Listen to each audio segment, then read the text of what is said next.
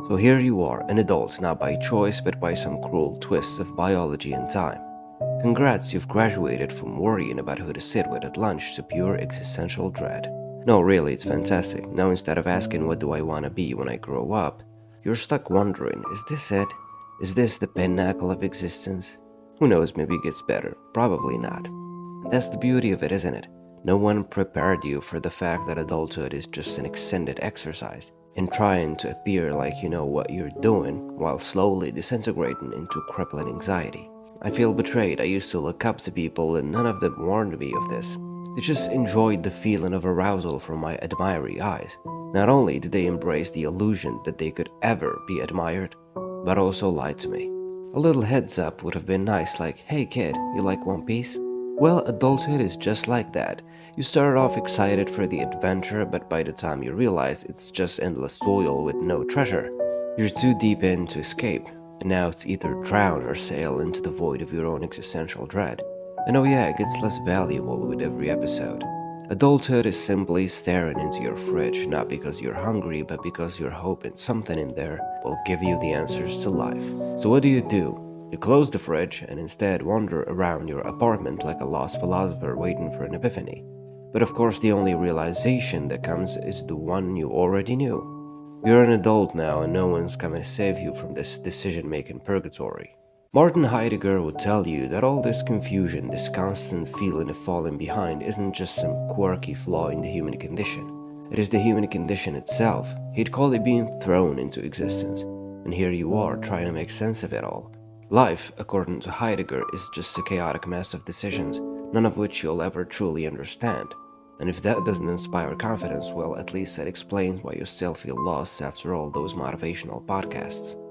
Neuroscience tells us that the prefrontal cortex, the part of the brain responsible for rational decision-making, isn't fully developed until your mid-20s.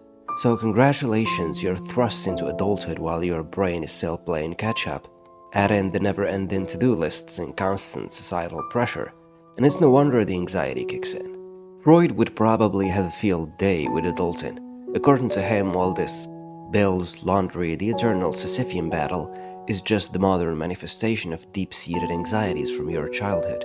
You see, your ego is struggling to keep up with all these arbitrary adult responsibilities, while your idea is sitting back, wanting nothing more than to binge-watch shows and eat cereal straight from the box.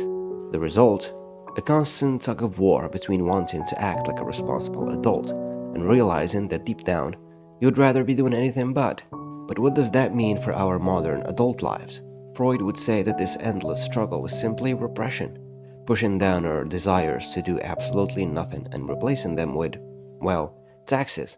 Yeah, filling your taxes is just society's way of saying, what do you mean follow your dreams? Here's some paperwork. What else can signify the revolt of a soul long shackled by the chains of responsibility, bound by burdens unseen, yet felt in every breath? To endure silently, existence demands. Yet amidst this weight, the sudden jolt of awareness arises, an awareness not of freedom, but of the inescapable absurdity. Is it any wonder that in such moments cynicism becomes solace, that we learn to embrace even the thorns of our trials as companions? This life, this relentless march through time, is but the dance of struggle, knowing well the futility of it all, yet persevering not out of hope but out of defiance. The return of awareness after long disillusionment does not bring joy but a sharpened clarity. The meaning we seek is a mirage, and so with each passing day we walk closer to the abyss, embracing the absurdity with a smile tinged with melancholy. Adulthood then is not a state of mastery or certainty, it is a ceaseless engagement with a world that does not care. And yet the spirit, having faced this truth without flinching, stands taller, even in the face of its own inevitable defeat. The cycle forever repeating is not a curse, but a testament to the will's strength, its refusal to yield even when the answers remain elusive. Albert Ellis would tell you that a good chunk of the pressure you feel is self-imposed. His theory of rational emotive behavior therapy teaches us that it's not the events of adulthood that crush us, but the irrational beliefs we attach to them. I must succeed or I'm worthless, we think, or everyone must like me or I've failed. Ellis would have none of that. He'd say challenge those thoughts. Life isn't about being perfect. You don't need everyone's approval to have worth.